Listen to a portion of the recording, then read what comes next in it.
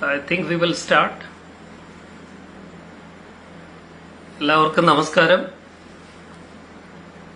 Good evening everyone.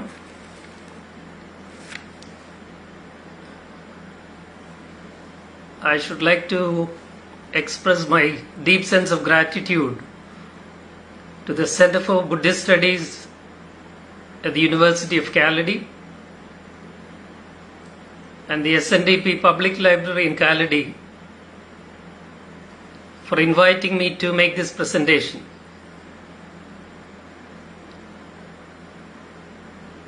I want to particularly express my deep sense of gratitude to my friend Dr. Ajay Shekhar, who is teaching at the university in the Department of English Language and Literature. വന്നുചേർന്ന എല്ലാവരെയും സ്വാഗതം ചെയ്യുന്നു. I have been asked to talk about the gospel of love and compassion in Jesus Christ and the Buddha. യേശുക്രിസ്തുവിലെയും ശ്രീബുദ്ധനിലെയും സ്നേഹത്തിന്റെയും കരുണയുടെയും സുവിശേഷത്തെക്കുറിച്ചാണ്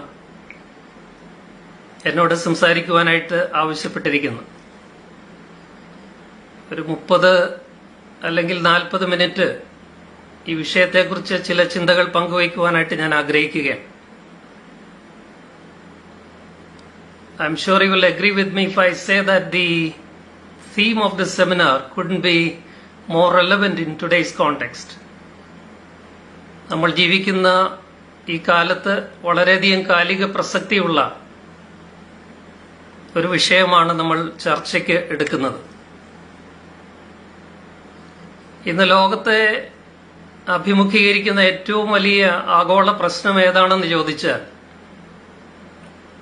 ഒരുപക്ഷെ നിങ്ങൾ എല്ലാവരും ഒറ്റ സ്വരത്തിൽ മറുപടി പറയും, അത് കാലാവസ്ഥാ വ്യതിയാനമാണ്, climate change. That is one of the most pressing global challenges that we are facing today. കേരളത്തിൽ നമ്മൾ ഇന്നത് അനുനിമിഷം അനുഭവിച്ചുകൊണ്ടിരിക്കുകയാണ്. ഒരു ഉഷ്ണതരംഗം, the heat wave that we are facing today is unprecedented, totally unexpected, unusual. We are not used to this climatic conditions. അത്രമാത്രം നമ്മളെ affect ചെയ്യുന്ന ഒരു ഉഷ്ണതരംഗം, ഒരു ഹീറ്റ് വേവ് നമ്മൾ അനുഭവിച്ചുകൊണ്ടിരിക്കുകയാണ്. എന്നാൽ ഇന്ന് ലോകം അഭിമുഖീകരിക്കുന്ന മറ്റൊരു പ്രധാനപ്പെട്ട പ്രശ്നം ഏതാണെന്ന് ചോദിച്ചാൽ ഞാനതിന് നൽകുന്ന മറുപടി ഒരു ഹെയ്റ്റ് വേവ് നമ്മളെ സ്വാധീനിക്കുന്നുണ്ട് എന്നുള്ളതാണ്. A wave of hatred and hate.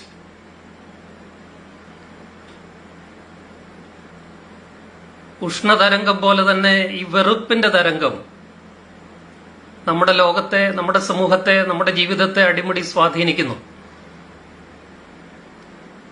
അതുകൊണ്ടാണ് രാഹുൽ ഗാന്ധി അദ്ദേഹത്തിന്റെ ഭാരതയാത്രയിൽ പറഞ്ഞ ഒരു സ്ലോഗൻ എന്നെ വല്ലാതെ ആകർഷിച്ചത്.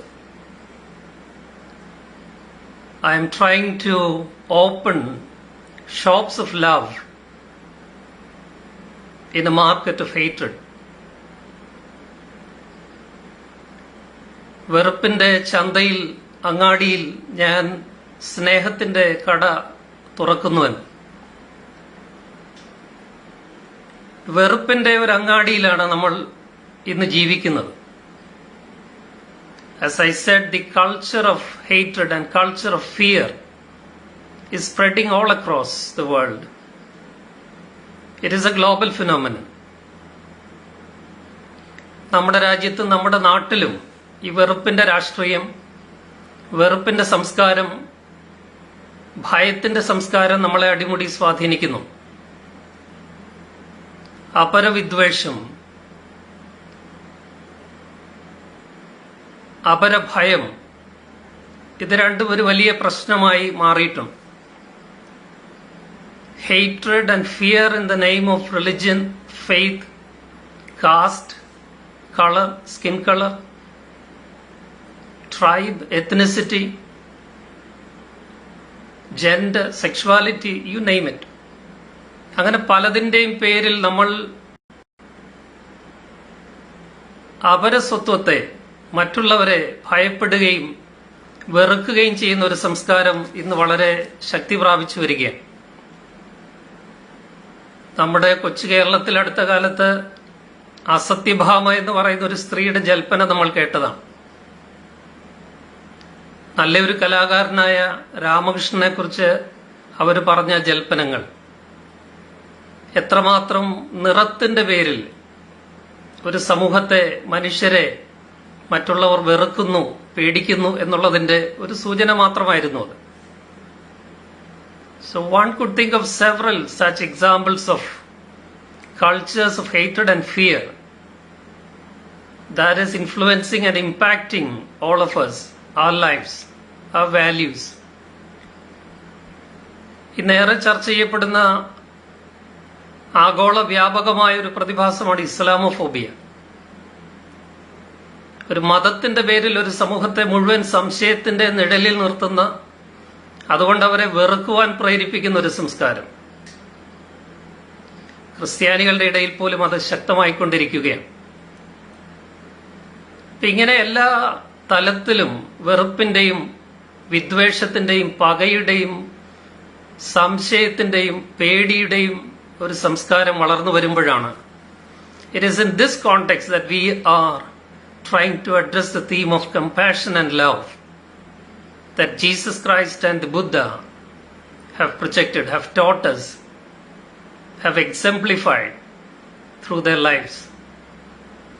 ഈ ഒരു പശ്ചാത്തലത്തിലാണ് സ്നേഹത്തിന്റെയും കരുണയുടെയും സുവിശേഷത്തെക്കുറിച്ച് നമ്മൾ സംസാരിക്കുന്നത്. പ്രത്യേകിച്ച് ശ്രീബുദ്ധന്റെയും യേശുക്രിസ്തുവിന്റെയും കാഴ്ചപ്പാടുകളെ അടിസ്ഥാനപ്പെടുത്തി. We all know that there is so much in common between Buddhism and Christianity, between Christ and the Buddha.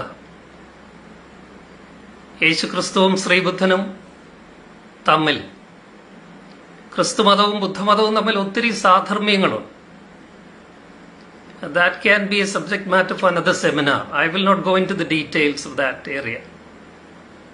നമ്മുടെ ഇന്നത്തെ ചിന്തയുടെ പ്രത്യേക വിഷയം, the particular focus of this seminar this evening is on the concepts of compassion and love as they are articulated in Christianity and Buddhism. നമുക്ക് നമ്മുടെ ശ്രദ്ധ അതിലേക്ക് കേന്ദ്രീകരിക്കാം. I would like to kick off by sharing with you an anecdote. ഒരു ചെറിയ കഥ പറഞ്ഞു തുടങ്ങാം.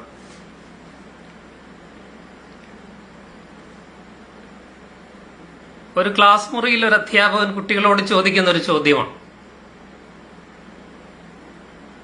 And this question is very familiar to most of us. What would you like to be when you grow up? What would you like to be when you grow up? നിങ്ങൾ വലുതാകുമ്പോൾ എന്താകുവാൻ ആഗ്രഹിക്കുന്നു? നമ്മളൊക്കെ സ്കൂളിലൊക്കെ നേരിട്ട ഒരു ചോദ്യമാണ്. നമുക്കൊക്കെ പല ഉത്തരങ്ങളും ഉണ്ടായിട്ടുണ്ടാവാം. നമ്മളൊക്കെ പ്രതീക്ഷിക്കുന്ന പോലെ കുട്ടികൾ പല ഉത്തരങ്ങൾ പറഞ്ഞു. Some said teacher, some others said nurse, engineer, doctor, soldier, police officer. അങ്ങനെ പല ഉത്തരങ്ങൾ ആ കുട്ടികൾ പറഞ്ഞു. എന്നാൽ ആ ക്ലാസ്സിൽ ഒരു കുട്ടി ഉണ്ടായിരുന്നു വ്യത്യസ്തമായ ഒരു ഉത്തരവുമായി. There was one particular student who had a different answer. And this was his answer. He just said one word. The question was, what would you like to be when you grow up? വലുതാകുമ്പോൾ എന്താകുവാൻ ആഗ്രഹിക്കുന്നു? ഈ കുട്ടിയുടെ ഉത്തരം ഇതായിരുന്നു, kind. Kind. എത്ര മനോഹരമായ ഉത്തരമാണ്. ഞാൻ വലുതാകുമ്പോൾ ദയയുള്ളവനാകുവാൻ ആഗ്രഹിക്കുന്നു. ഞാൻ വലുതാകുമ്പോൾ കരുണയുള്ളവൻ ആകുവാൻ ആഗ്രഹിക്കുന്നു. ഞാൻ വലുതാകുമ്പോൾ സ്നേഹമുള്ളവൻ ആകുവാൻ ആഗ്രഹിക്കുന്നു In other words, what he was trying to say was that he wanted to be a human being when he grew up. വളർന്നു വരുമ്പോൾ ഒരു നല്ല മനുഷ്യനാകുവാൻ അവൻ ആഗ്രഹിക്കുന്നു എന്നായിരുന്നു അവന്റെ മറുപടി. I think that captures the spirit of what we are about in this seminar. നമ്മുടെ ഈ സെമിനാറിന്റെ ഒരു ആത്മാവ് ക്യാപ്ചർ ചെയ്യുന്ന ഒരു ഉത്തരമായിരുന്നു ആ കുട്ടി പറഞ്ഞത്. നമുക്ക് ശ്രീബുദ്ധൻ കാണിച്ചു തന്ന കരുണ, കമ്പാഷൻ എന്ന വിഷയത്തിലേക്കൊന്ന് വരാം. ശ്രീബുദ്ധന്റെ പഠിപ്പിക്കലനുസരിച്ച് കരുണ എന്ന് പറയുന്നത് മറ്റുള്ളവർ കഷ്ടതയിൽ നിന്ന് വിമുക്തി നേടണം, മറ്റുള്ളവരുടെ പ്രയാസങ്ങൾ ഇല്ലാതെയാവണം എന്ന് എൻ്റെ ഉള്ളിലൊരു തോന്നലുണ്ടാകുന്നതാണ് കരുണ എന്നതുകൊണ്ട് ബുദ്ധമതം പഠിപ്പിക്കുന്നത്. കരുണ is an aspiration. It is a state of mind. It is about wanting others to be free of misery and suffering and pain. മറ്റുള്ളവർ അനുഭവിക്കുന്ന ദുഃഖത്തിൽ നിന്നും പ്രയാസത്തിൽ നിന്നും വേദനയിൽ നിന്നും അവർക്ക് മോചനമുണ്ടാകണം എന്ന് നമ്മൾ ആഗ്രഹിക്കുന്നതിന്റെ പേരാണ് കരുണ. In other words, it is a willingness to bear the pain of the other, of others. അപരന്റെ, മറ്റുള്ളവരുടെ വേദന പങ്കിടുവാനുള്ള, അത് വഹിക്കുവാനുള്ള, സഹിക്കുവാനുള്ള, അത് പങ്കിടുവാനുള്ള മാനസികാവസ്ഥയുടെ പേരാണ് കരുണ. കരുണ is not a passive word. It is actually a proactive concept. വളരെ നിസ്സംഗമായ ഒരു ചിന്തയല്ല കരുണ എന്ന് പറയുന്നത്. It is active empathy.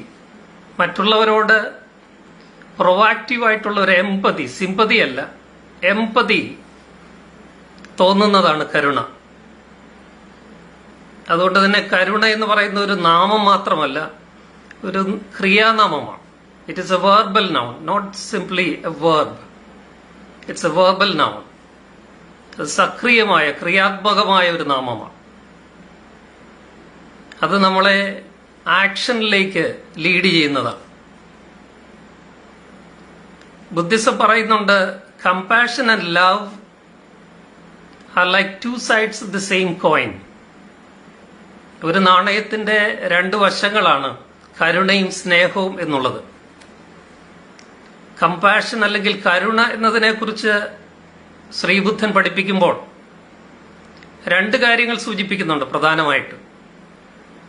ഒന്ന്, the whole idea of prajna, wisdom. One must understand the nature of suffering that we wish others to be freed from. മറ്റുള്ളവർ ഏത് ദുഃഖത്തിൽ നിന്ന് മോചനം പ്രാപിക്കണമെന്ന് നമ്മൾ ആഗ്രഹിക്കുന്നു, ആ ദുഃഖത്തിന്റെ കാരണം എന്ത്, ആ ദുഃഖത്തിന്റെ നേച്ചർ എന്ത് എന്ന് നമ്മൾ ബുദ്ധി കൊണ്ട് മനസ്സിലാക്കണം. എങ്കിൽ മാത്രമേ ആ ദുഃഖത്തിന് ശാശ്വതമായ പരിഹാരം ഉണ്ടാക്കുവാൻ സാധിക്കൂ. In sociological terms, we could call it social analysis. ഒരു സാമൂഹ്യ വിശകലനത്തിൽ കൂടി മാത്രമേ മറ്റുള്ളവർ അനുഭവിക്കുന്ന കഷ്ടതയുടെ പ്രയാസത്തിന്റെ തോതും കാരണവും അതിന്റെ വിവിധ മാനങ്ങളും നമുക്ക് മനസ്സിലാക്കുവാൻ സാധിക്കുകയുള്ളൂ. പലപ്പോഴും നമ്മൾ അങ്ങനെയല്ല പ്രശ്നത്തെ കൈകാര്യം ചെയ്യുക. നമ്മൾ നീജർക്ക് റിയാക്ഷൻ എന്ന് ഇംഗ്ലീഷിൽ പറയുന്ന പോലെ എടുത്തു ചാടി ചില കാര്യങ്ങളൊക്കെ പെട്ടെന്ന് ചെയ്യും. പ്രശ്നത്തിന്റെ കാരണം അന്വേഷിക്കാതെ we need to ask the question, why is this suffering? ഈ കഷ്ടത എന്തുകൊണ്ട് അവിടെ ഉണ്ടായി? പട്ടിണിയാണെങ്കിൽ എന്തുകൊണ്ട് പട്ടിണി? There are reasons behind it. We need to analyze them before we can think of a solution.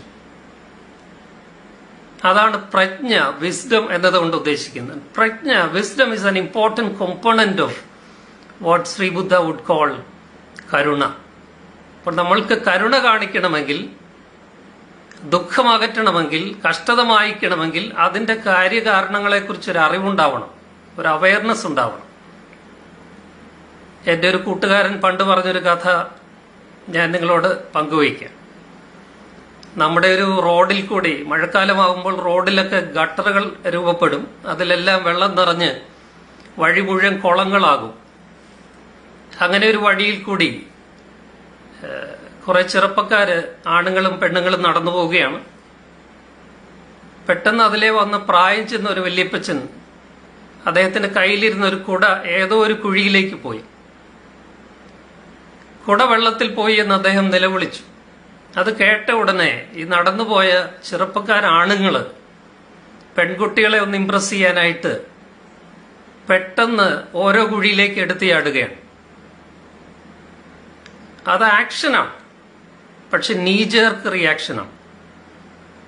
ഏത് കുഴിയിലാണ് കുട പോയത് എന്ന് അന്വേഷിക്കാതെയുള്ള ചാട്ടമായിരുന്നു.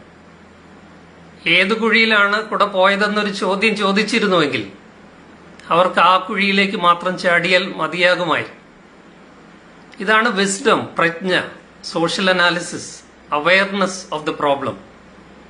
അപ്പൊ കരുണ കാണിക്കുന്നത് ഒരു സോഷ്യൽ അവയർനെസിന്റെയും സോഷ്യൽ കമ്മിറ്റ്മെന്റിന്റെയും ഭാഗമായിട്ടാവണം. അല്ലാത്ത എടുത്തുചാട്ടങ്ങളൊക്കെ ഒരു സിമ്പതി അല്ലെങ്കിൽ പിറ്റി എന്ന് പറയുന്ന ലെവലിൽ ഒതുങ്ങുന്നതാണ്. അതിനപ്പുറത്താണ് കരുണ. അതിന്റെ രണ്ടാമത്തെ ഭാവമാണ് one must also express deep intimacy and empathy with the other, with the suffering. പ്രശ്നത്തെക്കുറിച്ചൊരു ധാരണയുണ്ടായാൽ കഷ്ടത അനുഭവിക്കുന്നവരുമായിട്ട് ഒരു ഏകീഭാവം, അവരുമായിട്ട് ഒരു എംപതി ഫീൽ ചെയ്യണം, ഒരു സോളിഡാരിറ്റി ഉണ്ടാവണം, ഐഡന്റിഫിക്കേഷൻ വിത്ത് ദ സഫറിങ്. അതിനാണ് ബൈബിൾ ഫാസ്റ്റിംഗ് എന്ന് പറയുന്നത്. അതിന്റെ മലയാള പരിഭാഷ ഉപവാസം എന്നാണ്. ഉപവസിക്കുക എന്ന് പറഞ്ഞാൽ കോഹാബിറ്റ്, കൂടെ വസിക്കുക എന്നാണ്. വിശക്കുന്നവരോടൊപ്പം, പാവപ്പെട്ടവരോടൊപ്പം, പാർപ്പിടമില്ലാത്തവരോടൊപ്പം, നല്ല വസ്ത്രമില്ലാത്തവരോടൊപ്പം കൂടെ വസിക്കുന്നതിനാണ് ഉപവാസം എന്ന് പറയുന്നത്. അതിനാണ് കരുണ എന്ന് പറയുന്നത്, കമ്പാഷൻ എന്ന് പറയുന്നത്. So there is a sense of identifying with the suffering. There is the sense of solidarity. Without solidarity, without being one with the suffering, you cannot express genuine compassion or karuna. അതുകൊണ്ട് കരുണ എന്ന് പറയുന്നത് കേവലം charity അല്ല, മറിച്ച് അത് നീതിയിൽ അധിഷ്ഠിതമായ, it is based on justice. There is this dialectical relationship between action and reflection.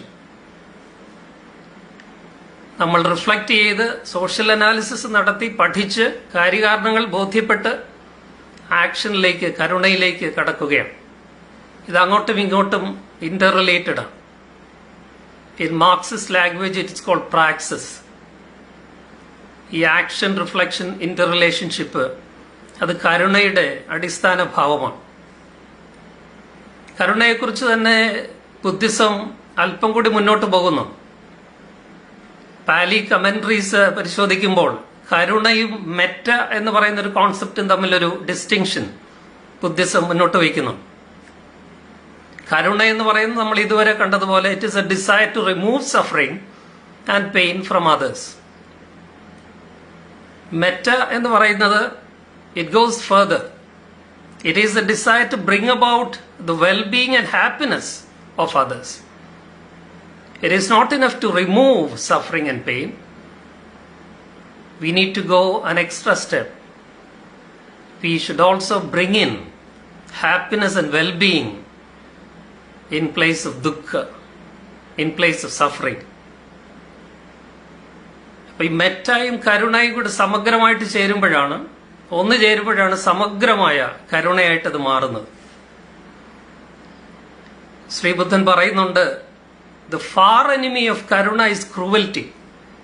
കരുണയുടെ ഏറ്റവും മുഖ്യ ശത്രു എന്ന് പറയുന്നത് ക്രൂരതയാണ്, ക്രൂവൽറ്റിയാണ്. But there is also a near enemy. He calls it pity, sympathy എന്നൊക്കെ നമ്മൾ പറയുന്ന, ചാരിറ്റി എന്നൊക്കെ വിളിക്കാവുന്ന പിറ്റി, പ്രയാസപ്പെടുന്നവരോടൊരു സഹതാപം തോന്നുക. പിറ്റി തോന്നുക എന്ന് പറയുന്നത് ഒരു നിയർ എനിമി ആയിട്ടാണ് ശ്രീബുദ്ധൻ വ്യാഖ്യാനിക്കുന്നത്. Karuna is not quite the same as pity. Pity എന്ന് പറയുന്നത് ഒരു സെൽഫിഷ് മോട്ടീവോടുകൂടി നമ്മൾ ചെയ്യുന്നതാണ്.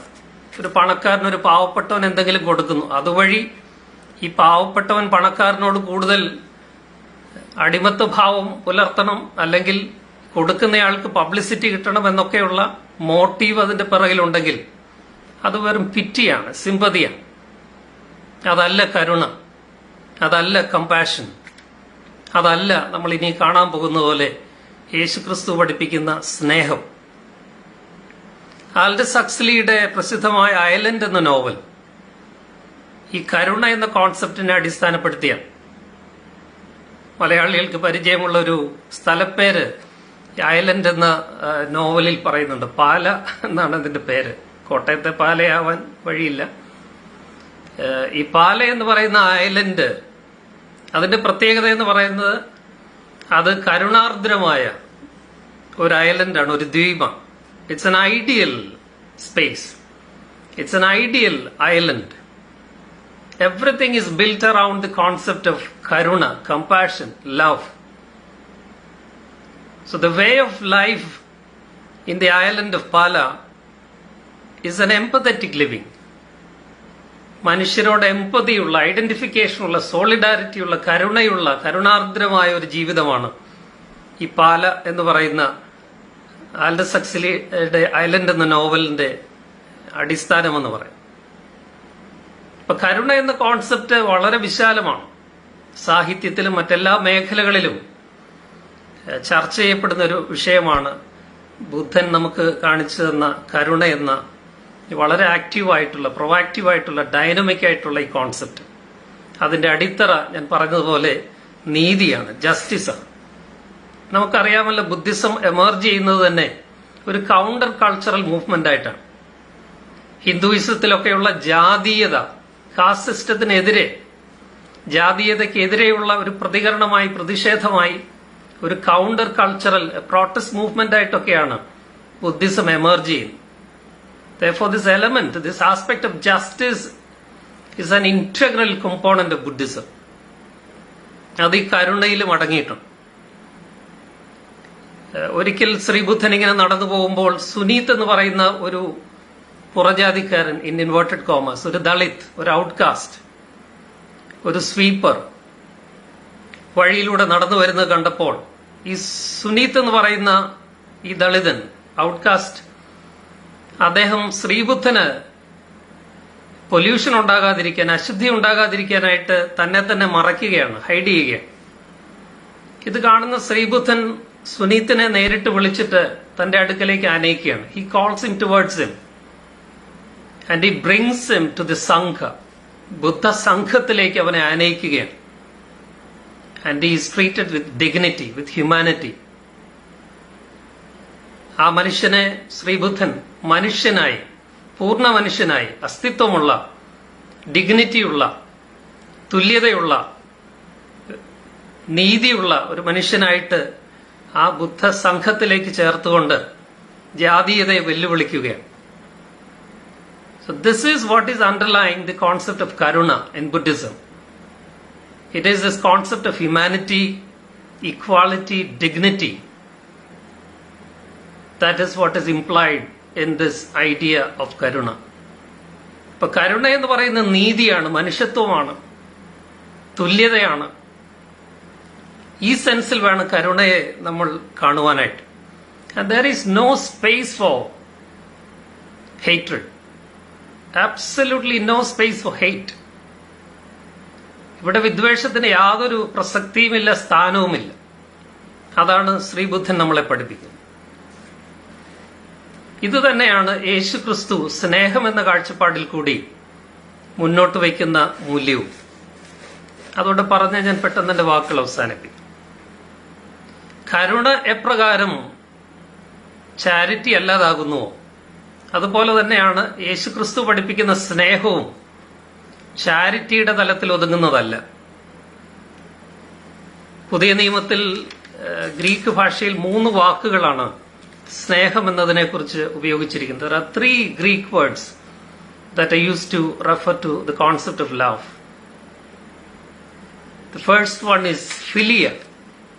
Philia എന്ന ഗ്രീക്ക് പദം ഫ്രണ്ട്ലി ലവ് അല്ലെ brotherly love, love between and among siblings and friends, love among കിത്ത് and കിൻ. കൂട്ടുകാർ തമ്മിലും അടുപ്പക്കാർ തമ്മിലും ബന്ധക്കാർ തമ്മിലും ഒക്കെയുള്ള സ്നേഹത്തിനാണ് ഫിലിയ എന്ന് ഗ്രീക്കിൽ പറയുന്നത്. വേറൊരു കോൺസെപ്റ്റ് ഗ്രീക്കിലുള്ളത് ഈറോസ് ആണ്. ഇറോട്ടിക് എന്നൊക്കെ നമ്മൾ പറയുന്ന കാമ എന്ന അർത്ഥമുള്ള സ്നേഹം, ഒരു സെക്ഷുവൽ തലത്തിലേക്ക് അർത്ഥമുള്ള ഒരു വാക്കാണ് ഈറോസ് എന്ന് പറയുന്നത്. But there is another word in Greek language which is agape. Agape എന്ന് പറയുന്ന ഗ്രീക്ക് വാക്ക് ഇതിൽ നിന്നൊക്കെ വളരെ വ്യത്യസ്തമാണ്. And agape is supposed to be the highest form of love. സ്നേഹത്തിന്റെ മൂർത്ത ഭാവമാണ്, ഉദാത്തമായ ഭാവമാണ് agape. It is divine love. അത് ദൈവസ്നേഹമാണ്. ദൈവത്തിന് മനുഷ്യനോടും അത് റെസിപ്രോക്കേറ്റ് ചെയ്യുന്ന മനുഷ്യന് ദൈവത്തോടുമുള്ള ഈ സ്നേഹമാണ് അഗപ്പെ എന്ന് പറയുന്നത്. അത് മുമ്പേ നമ്മൾ കണ്ടതുപോലെ ശ്രീബുദ്ധൻ പഠിപ്പിക്കുന്ന കരുണയോട് അടുത്ത് നിൽക്കുന്നതാണ്. Because the basis of agape is justice. There is no love, there is no agape without justice, without dignity, without humanity. ഇതാണ് അഗപ്പെ ലവ്. അഗപ്പെ എന്ന ഗ്രീക്ക് പദം കൊണ്ട് ഉദ്ദേശിക്കുന്ന സ്നേഹവും കരുണ എന്ന് ശ്രീബുദ്ധൻ വിളിക്കുന്ന കമ്പാഷനും തമ്മിലുള്ള സാധർമ്മ്യം. യോഹന്നാന്റെ സുവിശേഷം 4-ാം അധ്യായത്തിന്റെ 8-16 വാക്യങ്ങളിൽ ബൈബിളിൽ പറയുന്നുണ്ട്, ഗോഡ് ഈസ് ലവ്, ഹോ തെയോസ് അഗപ്പെ എസ്റ്റിൻ എന്ന് ഗ്രീക്കിൽ. ഇവിടെ ദൈവം സ്നേഹമാകുന്നു എന്ന് പറയുന്നു. ഫാദർ സെബാസ്റ്റ്യൻ കാപ്പൻ, ഞാൻ ഗുരുതുല്യം ബഹുമാനിക്കുന്ന, എന്നെ ഒത്തിരി സ്വാധീനിച്ചിട്ടുള്ള കാപ്പനച്ചൻ പറയുന്ന ദൈവം സ്നേഹമാണെന്നല്ല പറയേണ്ടത്, സ്നേഹം ദൈവമാണെന്ന് പറയണം.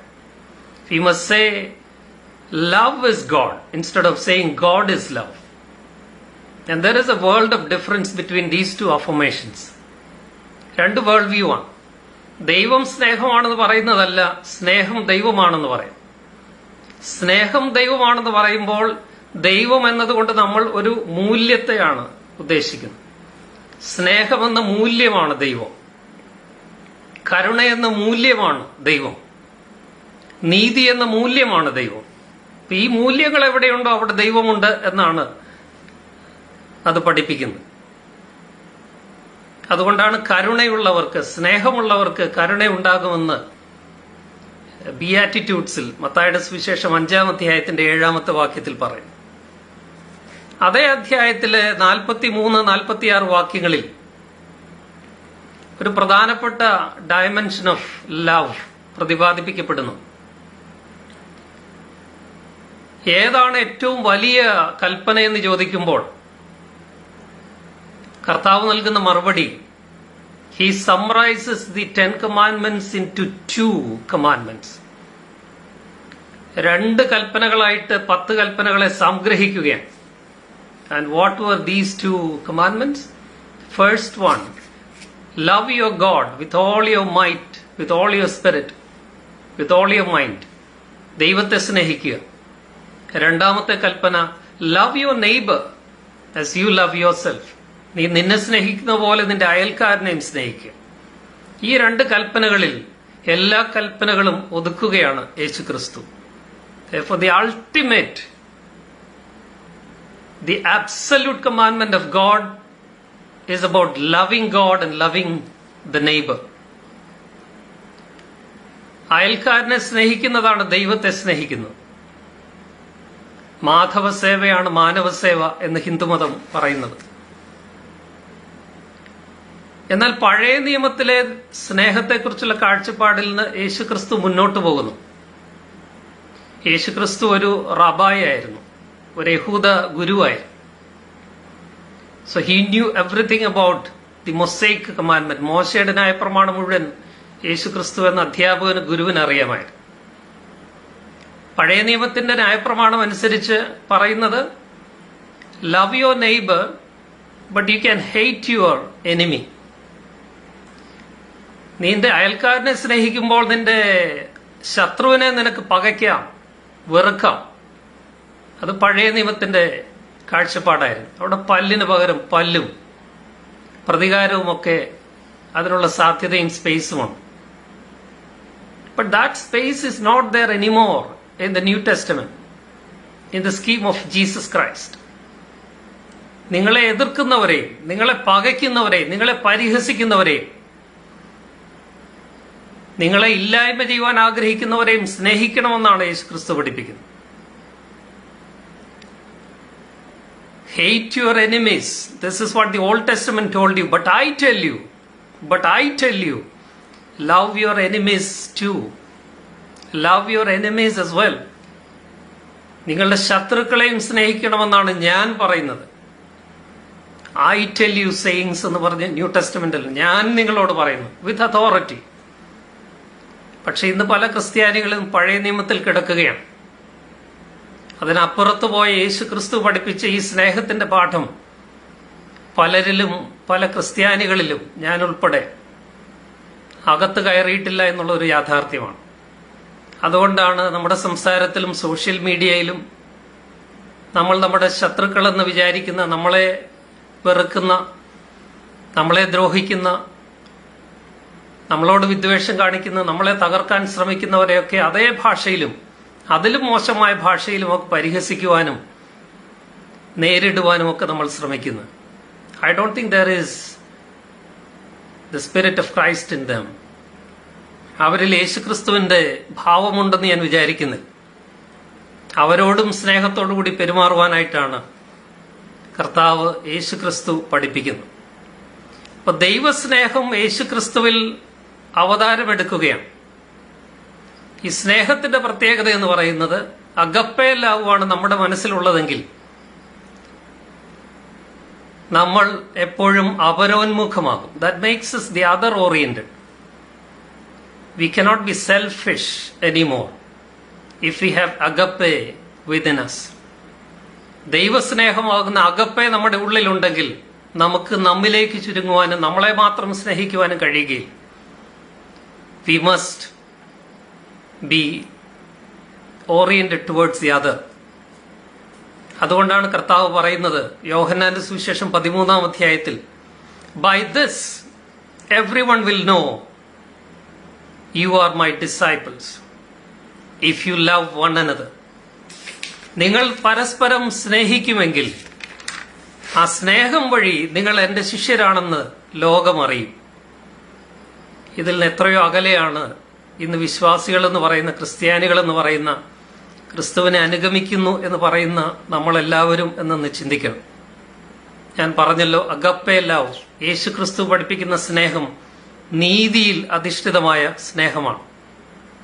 യേശു ക്രിസ്തു ചെയ്ത അടയാളങ്ങൾ, സൈൻസ്, മിറക്കിൾസ് എന്ന് വിളിക്കുവാൻ എനിക്ക് താല്പര്യമില്ല. അത്ഭുതങ്ങളായിരുന്നില്ല, അടയാളങ്ങളായിരുന്നു. വരാൻ പോകുന്ന ദൈവരാജ്യത്തെക്കുറിച്ചുള്ള അടയാളങ്ങൾ, നീതിയെക്കുറിച്ചുള്ള സൂചനകൾ. 5 അപ്പവും 2 മീനും കൊണ്ട് 5000-ലധികം വരുന്ന ഒരു ജനസഞ്ചയത്തെ കർത്താവ് പരിപോഷിപ്പിക്കുന്നതിന്റെ പിറകിലുള്ളത് കമ്പാഷനാണ്, അഗപ്പയാണ്. ബൈബിള് പറയുന്നുണ്ട്, he felt compassion towards hungry that moved him to perform that sign. വിശക്കുന്ന വയറുകളെ കണ്ടപ്പോൾ കർത്താവിന്റെ മനസ്സ്, ഹൃദയം നുറുങ്ങി. He was moved with compassion, with agape love.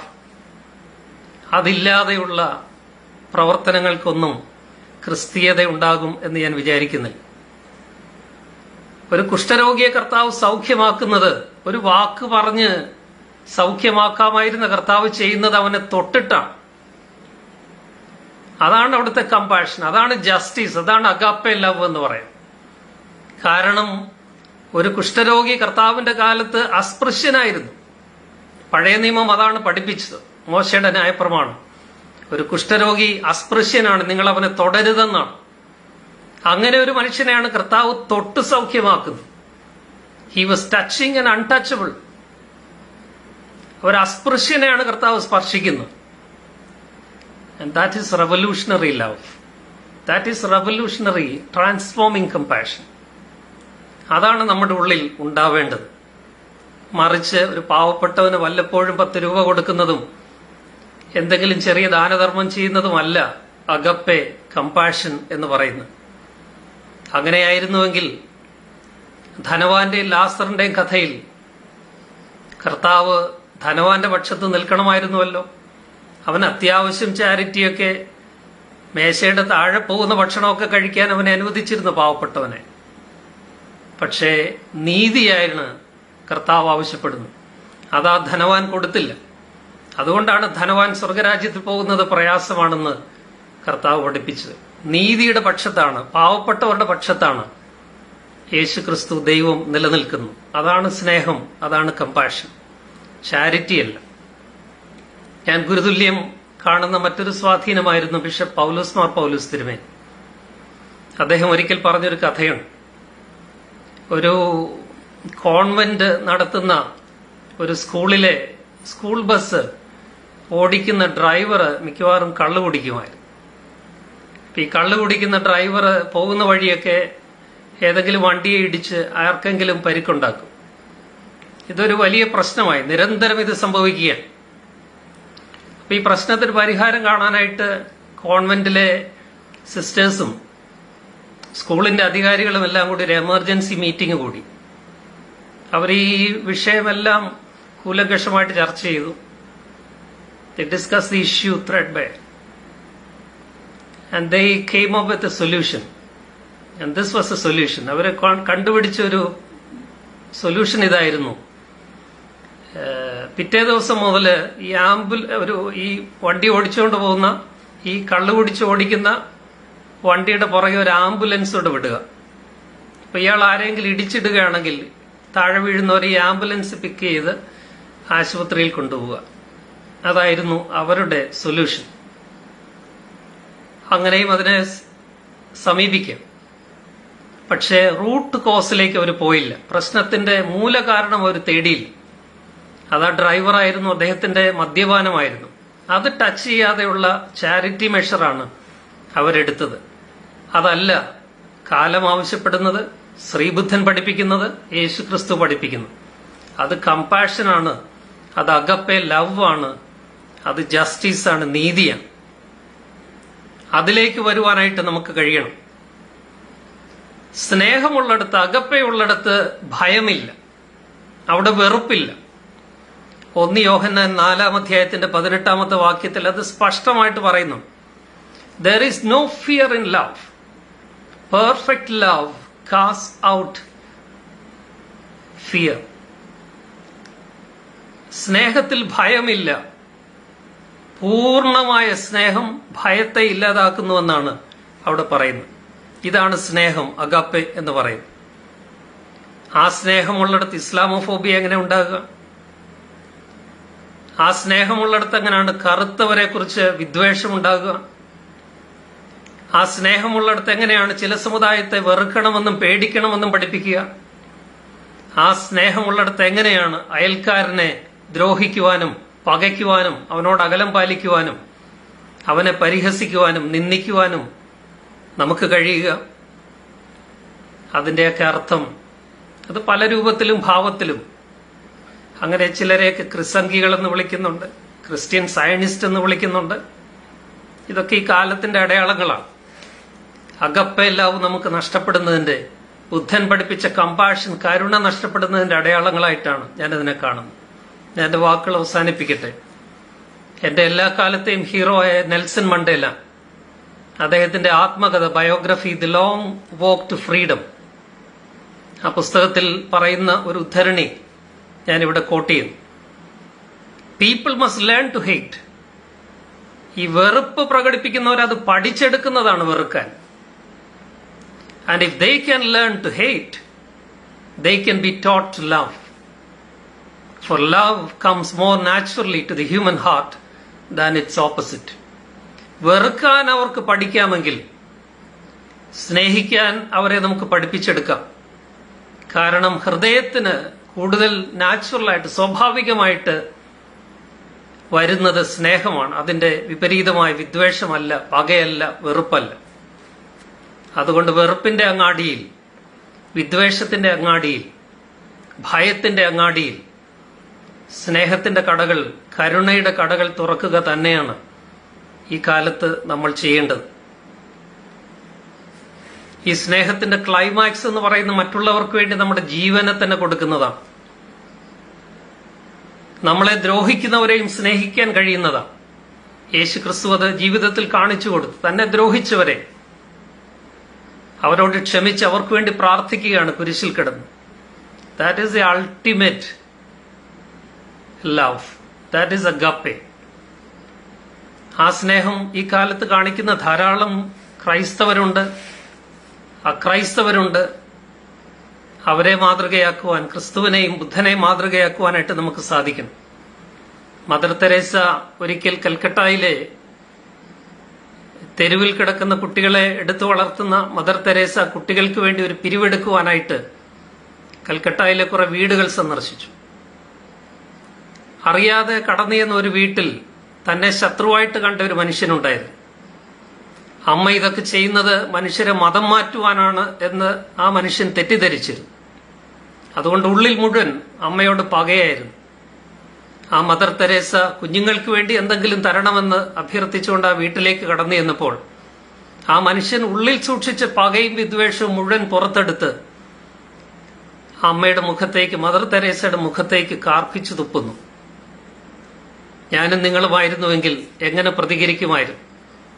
Gandhi എന്ന സിനിമയിൽ ഒരു കഥാപാത്രം പറയുന്നുണ്ടല്ലോ, ഇടത്തെ ചെവിട്ടിൽ അടിച്ചാൽ വലത്തെ ചെവിട്ടൂടെ കാണിച്ചു കൊടുക്കണമെന്നല്ലേ കർത്താവ് പഠിപ്പിച്ചതെന്ന് ചോദിക്കുമ്പോൾ അതൊരു ഫിഗറേറ്റീവ് എക്സ്പ്രഷൻ അല്ലേ എന്ന് ചോദിക്കുന്ന ഒരു ഡയലോഗുണ്ട്. അത് ക്രിസ്തുവിനെ മനസ്സിലാക്കാത്തവരുടെ ചോദ്യമാണ്. തന്റെ മുഖത്ത് കാർക്കിച്ചു തുപ്പിയപ്പോൾ മുഖത്ത് ക്രൗരഭാവമുണ്ടാകാതെ മന്ദഹസിച്ചുകൊണ്ട് പുഞ്ചിരി തൂകി തന്റെ പോക്കറ്റിൽ കിടന്ന കർച്ചീഫ് എടുത്തിട്ട് മുഖത്തെ തുപ്പൽ മുഴുവൻ തൂത്ത് അത് ആ പോക്കറ്റിലേക്ക് തന്നെ നിക്ഷേപിച്ചിട്ട് മദർ തെരേസ മനുഷ്യനോട് പറയുകയാണ്, നിങ്ങൾ തന്ന സമ്മാനം ഞാൻ സ്വീകരിച്ചിരിക്കുന്നു, സന്തോഷത്തോടെ, നന്ദിയോടെ ഞാനത് സൂക്ഷിക്കുന്നു. പക്ഷേ നിങ്ങൾ എന്റെ മക്കൾക്കൊന്നും തന്നില്ലല്ലോ. നിങ്ങൾ എന്റെ മക്കൾക്കൂടെ എന്തെങ്കിലും തരാതെ ഞാനിവിടെ ഒന്ന് പോകില്ല എന്ന് പറഞ്ഞപ്പോൾ ആ മനുഷ്യന്റെ കല്ലുപോലെ ഉണ്ടായിരുന്ന ഹൃദയം മെഴുകുപോലെ ഉരുകിയെന്നാണ്. ആ മനുഷ്യൻ മദർ തെരേസയുടെ കാൽക്കൽ വീണ് കരഞ്ഞ് മാപ്പപേക്ഷിച്ചു. യേശു ക്രിസ്തുവിന്റെ സ്നേഹം എന്താണെന്ന് ആ മനുഷ്യന് അപ്പോൾ മനസ്സിലായി. ഇതാണ് കരുണ, ഇതാണ് സ്നേഹം.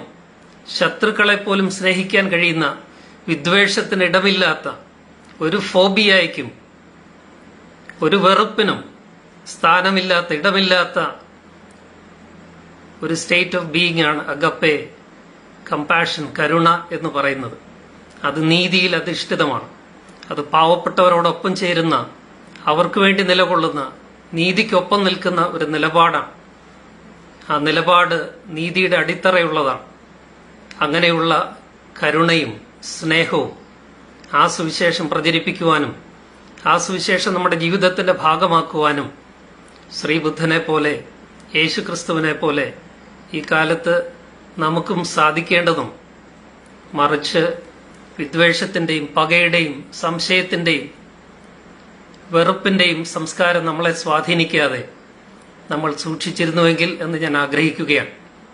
ഈ സെമിനാറിലെ ചിന്തകൾ ശ്രീബുദ്ധനും ശ്രീയേശുവും കാണിച്ചു തന്ന കരുണയുടെയും സ്നേഹത്തിന്റെയും നീതിയുടെയും മൂല്യങ്ങൾ നമ്മുടെയും ജീവിതങ്ങളെ സ്വാധീനിക്കട്ടെ എന്ന് ആശംസിക്കുകയും പ്രാർത്ഥിക്കുകയും ചെയ്യുന്നു. ഇത്രയും നേരം എന്നോട് ചേർന്ന് വന്ന എല്ലാവർക്കും ഒരിക്കൽ കൂടി നന്ദി അറിയിക്കുന്നു ഹൃദയത്തിന്റെ ഭാഷയിൽ. എന്നെ ഈ ഒരു സെമിനാറിന് ക്ഷണിച്ച് സംഘാടകരായ Kalady University Centre for Buddhist സ്റ്റഡീസിനോടും SNDP പബ്ലിക് ലൈബ്രറി ഭാരവാഹികളോടുമുള്ള എന്റെ നന്ദിയും കടപ്പാടും അറിയിക്കുന്നു. പ്രത്യേകിച്ച് എന്റെ പ്രിയ സുഹൃത്തുകൂടെയായ Kalady University English professor doctor Ajay ശേഖറിനോടുള്ള നന്ദിയും രേഖപ്പെടുത്തി എന്റെ വാക്കുകൾ അവസാനിപ്പിക്കുന്നു. Thank you for your patient listening. God bless.